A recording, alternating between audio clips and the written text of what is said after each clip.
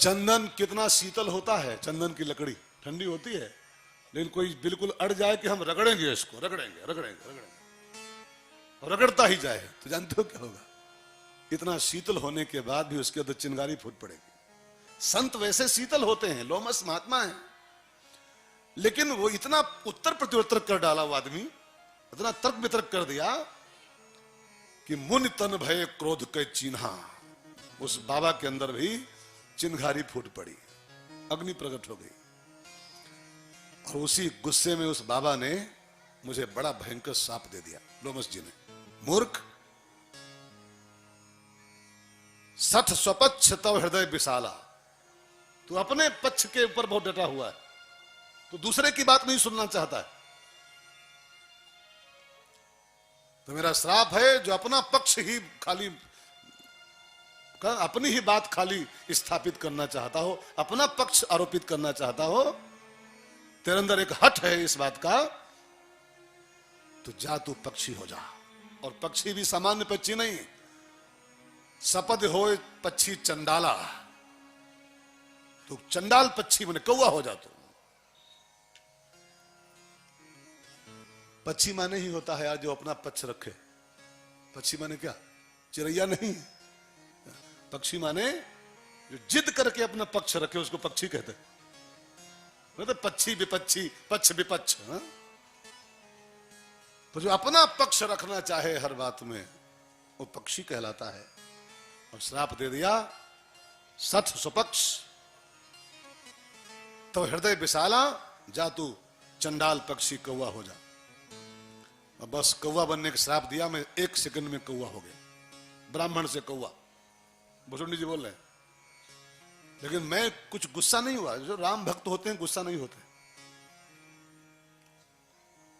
एक बड़े प्यारे मुसलमान संत हुए हैं, रज्जब मियां, बड़े अच्छे विद्वान थे रज्जब जी। रज्जब ने एक बड़ा बढ़िया दोहा लिखा था, रज्जब रोष न कीजिए, रज्जब रोष न कीजिए, कोई कहे क्यों है, हंस के उत्तर दीजिए, हाँ बाबा यूं है। बस चलो तुम ही जीते हमारे, हाँ बाबा यूं है। तकरार मत करो, जो तकरार करता है वो संत नहीं होता। मैंने आपसे शायद पर साल कहा था, नहीं कहा था, संत की 4 परिभाषाएं। जो सभी का स्वीकार करे और जो सभी से प्यार करे, जो किसी से तकरार न करे और जो किसी का बहिष्कार न करे। तकरार नहीं और बहिष्कार नहीं, और सबसे प्यार और सबका स्वीकार, इसमें 4 बातें हैं, उसी को संत मानना चाहिए। ये भक्त था ये भुसुंडी उस जमाने में।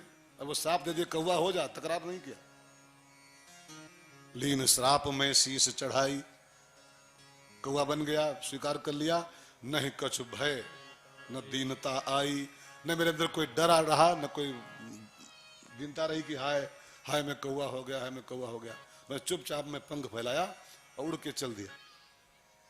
कुछ बोला भी नहीं लोमस जी को, बस कौवा बन के चल दिया चुपचाप। क्यों? क्योंकि उमा जे राम चरण रत, जो राम जी के चरणों में रत होते हैं, विगत काम मद क्रोध, और निज प्रभु मैं देख जगत, तो के ही सन करे विरोध। जो भगवान के भक्त हैं ना, सगुण उपासक, और जो जानते हैं सब राम ही राम बैठे हैं, तो किससे बैर करूं, किससे बैर करूं? मैंने कुछ कहा नहीं, चुपचाप उड़ के चल दिया। अब लोमस जी ने देखा ये बिल्कुल ना दुखी हुआ ना गुस्सा हुआ, हमें कौवा बना दिया, चुपचाप उड़ के चल दिया। तो लोमस जी को उस आदमी पर दया आ गई, अथवा यूं कह लो कि वो प्रेम परीक्षा ले रहे थे उस आदमी की, कि भगवान की भक्ति कितनी है इसके अंदर। मन बच क्रम मोहि निज जन जाना, लीन ही प्रेम प्रेम परीक्षा मोरी। मुझे लगा कि इसी बहाने लोमस जी मेरी जांच कर रहे थे कि भक्त है कि नहीं। और जब मैं बिल्कुल डगमग नहीं हुआ श्राप के बाद भी, तो मुझको बुलाया, सादर मुनि मोहि लीन बोलाई, ए भैया आ जाओ, इधर आओ। वो कौवा भाग रहा था, बोला इधर आओ भैया। आए, कुशुनी जी वापस कौवा बन के लोमस जी ने इनको गोदी में बैठाला, फिर माथे पर हाथ फेरा और मम परितोष विविध विविध कीन्हा, हमको खूब ढांढस दिया कि बेटा जो होनहार होता है हो जाता है, तू चिंता ना कर। और उन्होंने मुझको फिर बालक रूप राम कर ध्याना, बालक रूप राम कर ध्याना, कहे वो मोहि मुनि कृपा निधाना, कहे वो मोहि मुनि कृपा निधाना। मुनि मोहि कछुक काल ताह राखा, मुनि मोहि कछुक काल ताह राखा, रामचरित मानस सब भाषा,